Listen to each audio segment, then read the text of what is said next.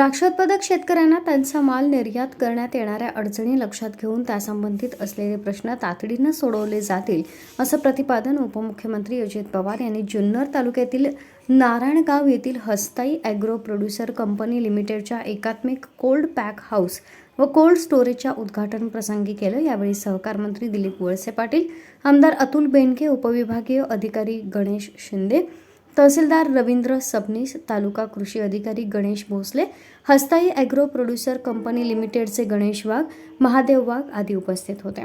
उपमुख्यमंत्री पवार म्हणाले, बांगलादेशनं द्राक्ष आयातीवर अतिरिक्त कर लावले आहेत, त्यामुळे द्राक्ष उत्पादक शेतकऱ्यांना त्या देशात द्राक्ष निर्यात करण्यासाठी अडचणी निर्माण होत आहेत। त्या अडचणी सोडवण्यासाठी शासन स्तरावर प्रयत्न केले जातील। केंद्र सरकारच्या अखत्यारीतील प्रश्नही केंद्रीय गृहमंत्री व वाणिज्य मंत्री यांच्याशी चर्चा करून सोडवण्यात येतील।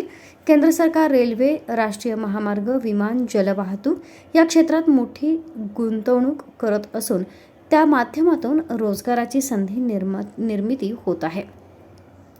केंद्र सरकारनं शीत भांडारावरील बंद केलेले अनुदान वितरण पुन्हा सुरू करण्यासाठी प्रयत्न केले जातील। शेतकऱ्यांना वीज, पाणी, पायाभूत सुविधा, बियाणं, यंत्रसामुग्री आदी सोयी सुविधा उपलब्ध करून देण्यासाठी शासन कटिबद्ध आहे। जुन्नर तालुक्यात पर्यटनाला चालना देण्यासाठीही प्रयत्न केले जातील। हस्ताई ॲग्रो प्रोड्युसर कंपनी द्राक्षासह अन्य फळ उत्पादक शेतकऱ्यांना वरदान ठरणार असून उत्पादित केलेली फळं कोल्ड स्टोरेजच्या माध्यमातून सुरक्षित ठेवता येतील। योग्य भाव आल्यास बाजारपेठेत विक्रीसाठी पाठवता येईल असंही पवार यांनी सांगितलं। जुन्नर तालुक्यातील एकात्मिक कोल्ड पॅक हाऊस व कोल्ड स्टोरेजचा हा पहिलाच प्रकल्प आहे। कोल्ड स्टोरेजचं क्षेत्रफळ 24,000 चौरस फूट आहे। कंपनीच्या एकूण 3 शीत खोल्या आहेत। त्यापैकी 75 टन क्षमता असलेले 2 तर 90 टन क्षमता असलेले 1 कोल्ड स्टोरेज रूम आहे।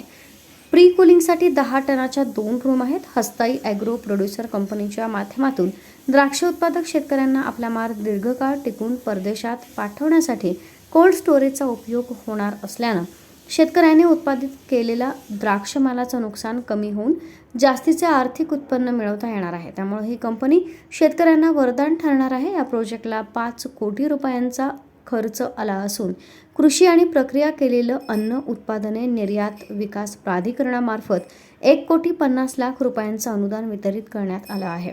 उपमुख्यमंत्री पवार यांच्या हस्ते चिल्हेवाडी येथील बंदिस्त पाईपलाईन प्रकल्पाचा उर्वरित टप्पा क्रमांक 1 व टप्पा क्रमांक 2 कामाचे व जलजीवन मिशन कार्यक्रम अंतर्गत 22 गावांना पाणीपुरवठा करणारी बेल्हे प्रादेशिक योजना क्रमांक 1 व 2चं भूमिपूजन करण्यात आलं।